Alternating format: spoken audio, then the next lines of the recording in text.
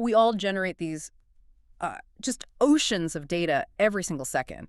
Clicks, purchases, where we go, what we look at. Right, but on its own, it's really just digital noise, isn't it? Exactly. It's just noise. So what happens when you take that noise and you combine it with, say, statistical analysis, quantitative methods, all that IT infrastructure, and these really sophisticated computer models? Well, then you get the field we're plunging into today, business analytics. Ah, okay. It's the critical link.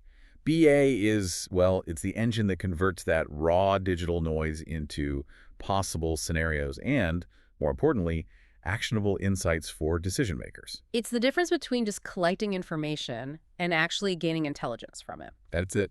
And that's really why we're here. The mission for this deep dive is to unpack that entire ecosystem. We want to separate the different forms of analysis, clarify all the specialized job roles, map out the project lifecycle, and even get into the very real, very human ethical challenges this data science presents. And for you listening, this should matter regardless of your industry. I mean, our sources are clear that BA is the competitive advantage tool everywhere. Oh, absolutely. In finance, sports, HR, supply chain, marketing. It's how companies improve profitability and, increase their market share. It really is the playbook for modern strategy. Oh, Okay, yeah. so let's start there. Let's unpack the field's fundamental identity. What exactly is business analytics at its core? And I'm curious, how long have we really been doing it? So the official definition is that business analytics is an iterative, methodical exploration of data. Iterative, okay. Yeah, and it primarily uses statistical models and quantitative methods to solve business problems and ultimately to drive robust decision-making. Now, I have to admit, I always assumed this is a product of the last, decade, born from the rise of massive databases and machine learning. That's what most people think. But the sources show the foundational idea is much, much older. Really? Much older. You have to look all the way back to World War II. The concepts we use today evolved directly from something called operations research. Operations research, what was that? It was developed to optimize military operations, how to deploy troops most effectively, where to route vital supply lines, how to maximize factory output under just extreme pressure. So the idea of using systematic, data-driven modeling to get an edge in a high-stakes environment.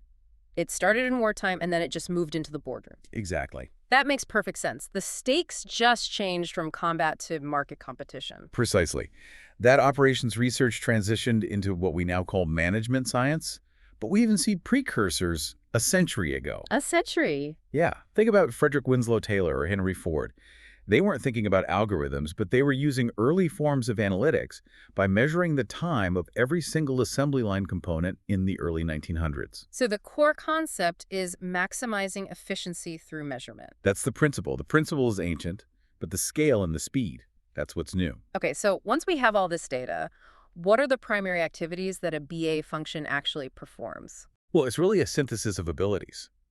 Part of the job is identifying new patterns and relationships, which is what we call data mining. Okay. It also requires quantitative analysis to design new business models, and critically, it involves forecasting future trends using predictive modeling. But all of that is useless if you can't explain it, right? Completely useless. It all has to be summarized and communicated in clear, easy-to-digest reports. That communication point feels huge. If the analysis is just a block of complex math jargon, no CEO is going to make $1 billion decision based on it. It has to land simply. It has to inform action. And that actually brings us to this really elegant framework in BA for categorizing the different analytical models. It clarifies exactly what kind of question an organization is asking of its data. This is the what, why, and what if framework, right? Yeah.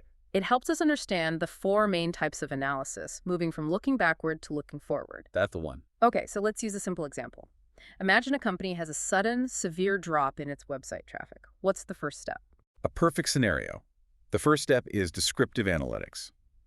This is all about hindsight. Hindsight, okay. It just answers that immediate panicked question, what happened? So descriptive analytics uses data aggregation and mining to just confirm the problem. Like, yes, traffic dropped 40% last Tuesday.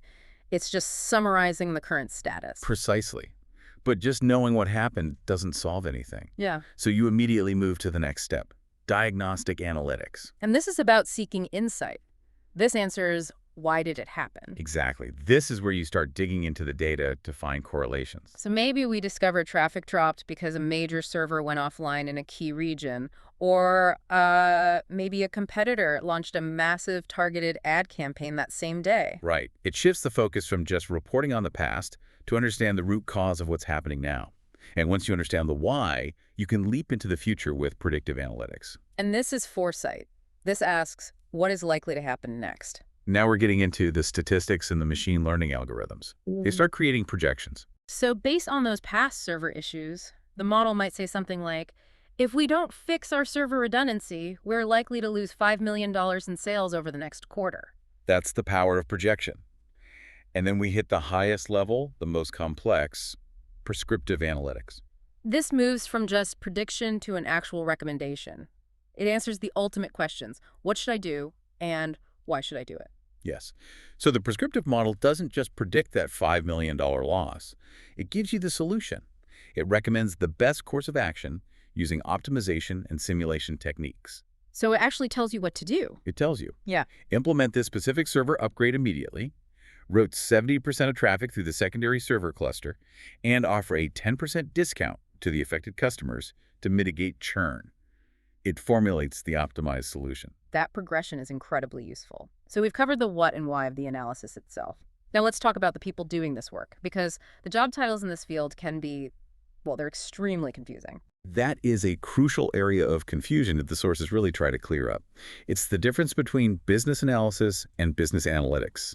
They even share the same acronym, BA. They do, but they describe two very different functions. Okay, so help us nail that down. What's the core split? Business analysis focuses on the organization's methods, techniques, and functions.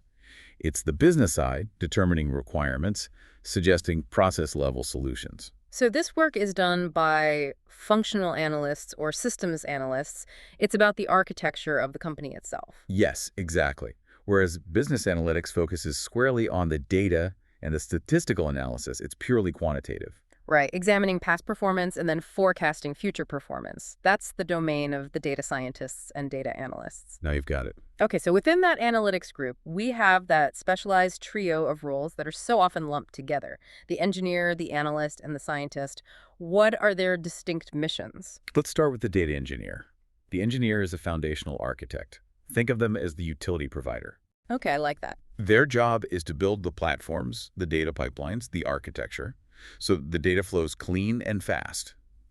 They need to handle both structured, like SQL, and unstructured, NoSQL data. So they build the highway, they make sure the raw material is clean and accessible. Exactly. Next up is the data analyst. Their primary mission is to provide current insights. What's happening right now? Right now. They use descriptive statistics to summarize company performance. They're dealing mainly with structured data and communicating results through dashboards. They are the eyes on the dashboard. And that leaves the data scientist who sits at the highest strategic edge. The data scientist is the innovator. They use advanced stats and machine learning algorithms to unearth future insights from all types of data. So they're building the predictive and prescriptive models we just talked about. That's their world. Their goal is forecasting and classification, finding things the analyst hasn't even looked for yet. It requires a much deeper understanding of math, statistics, and modeling theory. It's a real chain of expertise, isn't it? You need the engineer to build the pipes, the analyst to report the current status, and the scientist to predict the next 5 moves. It is, and that work has to follow a roadmap. That's where the data science project lifecycle, often structured as something called CRISP-DM, comes in. Right, it's an iterative process. You don't just finish and walk away, you loop back and refine. And it all begins with a crucial non-technical step. Which is phase 1. Business understanding and requirements. And the key here, as the sources note, is defining the what very clearly before you ever worry about the how. Yes. The business has to define the problem and the criteria for success. For example, an objective needs to be increased profitability by 5% in the South American market, not we need a new server. Right, no details on programming languages or server types, if the business problem is stated vaguely. The whole project is doomed to wander. You can't find a useful answer to a fuzzy question. If the problem is vague, the answer will be useless. Okay, so that leads to phase 2, data acquisition and preparation. And this is notoriously time-consuming. I've heard analysts spend most of their time just getting the data ready. It is often 60 to 80% of the labor. Data acquisition means gathering data from primary sources, like surveys or interviews, and secondary sources, like internal records or web traffic. And here's where we face that legendary principle, garbage in, garbage out. It highlights why preparation is just so critical. Because raw data is always messy. Preparation involves cleaning it, integrating it, and, most importantly, dealing with missing values. And the sources explain that data can be missing for different reasons, right? It could be completely random, or it could be missing for a specific structural reason. That's right. And depending on why it's missing, the analyst has to make a strategic choice. Do you delete the flawed data point entirely? Or do you use a technique like imputation, where you fill in the blank using the mean or median of the existing data? And those choices are weighty because they're going to directly impact the model's accuracy down the line. They absolutely do. After all that prep, we get to phase 3, which is modeling and evaluation. Modeling creates the actual predictions or finds those associations. And evaluation is the safeguard. It's critical to prevent a really common failure known as overfitting. Overfitting. That's when a model gets a little too good at predicting the data you trained it on. It essentially memorizes the noise in that specific data set. And then it performs terribly on new, unseen data in the real world. Exactly. So we use techniques like holdout or cross-validation to ensure the model is robust and generalizable. Okay, and finally we hit phase 4, deployment, operations, and optimization. This is where the model gets applied to new, live data to start generating value. Deployment means applying the model for real-time prediction. And then optimization methods ensure that as the business acts on the model's recommendations, they continue to define, measure, analyze, improve, and control the new operations. So it's a loop. It keeps the intelligence current. It has to be a loop. That clarity on the process is fantastic. Let's zoom back out a bit to the raw materials of this whole thing. The data itself. We talk a lot about big data, but what about the different types of data that are the building blocks? Right. We can categorize data in a few useful ways. The most fundamental split is between qualitative and quantitative. Okay. Qualitative data is non-numerical.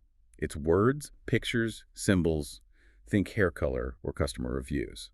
Quantitative data, on the other hand, can be expressed as numbers, like scores, weight, or price. So qualitative helps us understand the why in words, and quantitative tells us the how many in numbers. Precisely.